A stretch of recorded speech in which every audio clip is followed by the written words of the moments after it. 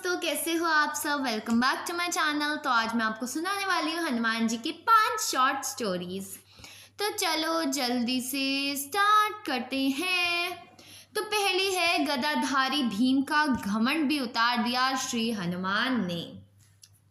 श्री कृष्ण की कृपा छाया में पांचों पांडव धर्म युद्ध लड़ने वाले थे, लेकिन उसके पहले उन्हें कौरवों ने खूब सताया था। लाक्षागृह, वनवास और जुआ कपट सब इसी सतावे के हिस्से थे। वनवास के दौरान भीमसेन भाइयों से रूठकर घने जंगल की ओर भ्रमण करने निकल गए, जहां रास्ते में एक वृद्ध वानर अपनी पूंछ पसारे बैठा था। क्रोध में आग बबूले भीम ने पूंछ उठाने को कहा, ए बानर, पूंछ उठा। तो निर्बल वानर ने कहा, मैं तो थका और असमर्थ हूँ, तुम चाहो तो खुद ही उठा लो। तो भीम ने खूब हाथ पैर मारे, लेकिन वानर की पूंछ टस से मस नहीं हुई। अंत में भीम को यह भास हुआ कि वह कोई दिव्यात्मा है। भीम ने दर्शन देने को कहा। तब हनुमान जी ने अपना असल रूप दिखाया और पांडव पक्ष को विजय का आशीर्वाद भी दिया। तो ऐसे भीम को जितना अपने ताकत में घमंड था, वो सब हनुमान जी ने चूर चूर कर दिया। एक बार हनुमान जी ने अर्जुन का भी अहंकार तोड़ा था। चलो बताती हूँ। अर्जुन एक बार रामेश्वरम पहुंचा, जहां एक वानर श्री राम की भक्ति में लीन था। अपनी धनुर्विद्या के अहंकार में माग्रपाठ ने वाण चलाया। तब हनुमान जी ने प्रकट होकर इस कृत्य का कारण पूछा। तो अर्जुन बोले कि श्री राम तो धनुर्धर थे, उन्हें पत्थरों के पुल की आवश्यकता क्या पड़ी, वारों का ही पुल बना देते, पूरी सेना त्वरित गति से लंका जा पहुंचती। इस पर हनुमान जी ने कहा कि हमारी सेना में ऐसे विराट और बलशाली योद्धा थे जिनका भार वाण का पुल नहीं उठा पाता, इसीलिए पत्थरों का पुल बनाया गया। इस बात पर अर्जुन ने दिव्य बाण चलाकर विशाल पुल का निर्माण कर दिया और वानर रूप में छिपे हनुमान जी को चुनौती दे दी। कहा कि इसे चढ़ो और ये नहीं टूटेगा।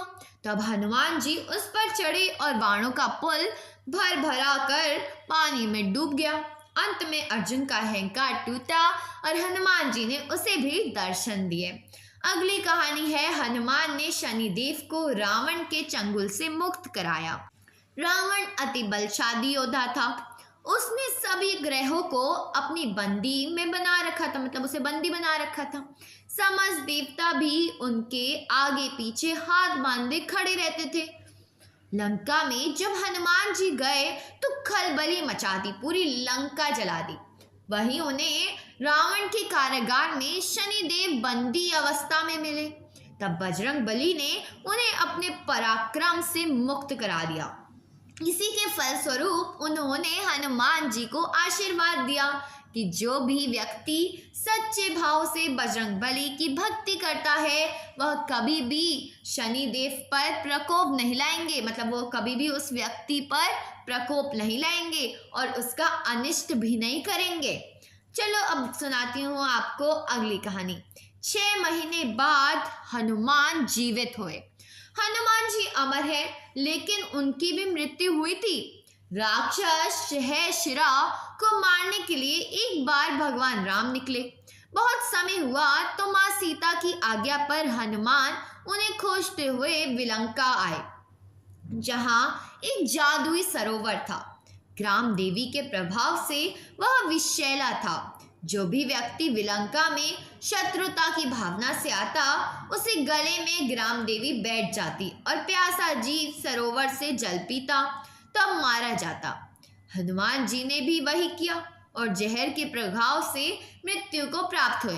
तब पवन देव ने क्रोध में आकर अपनी गति रोक दी। इस पर ब्रह्मांड में ही हाहाकार मच गया। अंत में देवताओं ने हनुमान जी को जीवित करने का वचन दिया। तब पवन देव शांत हुए। अगली कहानी है, हनुमान जी के प्रकोप से कर्ण मरते मरते बचा। अर्जुन और कर्ण में भयंकर युद्ध चल रहा था। कर्ण के कुछ बाण भी श्री कृष्ण को भी लगे, कुछ बाण कृष्ण जी को भी लगे, जिससे उनका कवच टूट गया। यह सब देख हनुमान जी ने प्रचंड गर्जना की। उनके आगरे नेत्र कर्ण को ऐसे घूर रहे थे जैसे अभी उसे भस्म कर देंगे। हनुमान जी की मुट्ठियां कस चुकी थी। उनकी पूंछ काल बनकर हवा में लहराने लगी। यह सब देखकर कर्ण और उनके सारथी थर थर कांपने लगे। अंततः श्री कृष्ण ने हनुमान को शांत कराया और कर्ण की जान में जान आई, वरना हनुमान जी ने तो उस दिन मार देना था कर्ण को।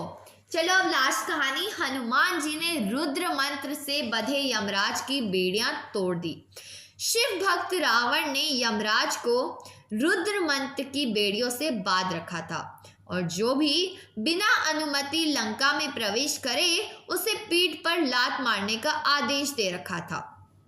हनुमान जी के लंका में जाते ही यमराज ने उन्हें भी पीठ पर जोर की लात मारी और घमंड से कहा कि मुझे रुद्र मंत्र में बांधा गया है, इसीलिए मैं विवश हूँ।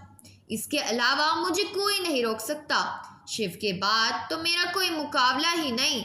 इस बात पर हनुमान जी आगे बढ़े और उन्होंने रुद्र मंत्र वाली बेड़ियां एक झटके में तोड़ दी। यह देखकर यमराज का भी घमंड उतर गया। तो आज की कहानी थी बस इतनी। मिलते हैं अगली वीडियो में। वीडियो अच्छी लगी हो तो वीडियो को लाइक करें, चैनल को सब्सक्राइब करें। Bye bye.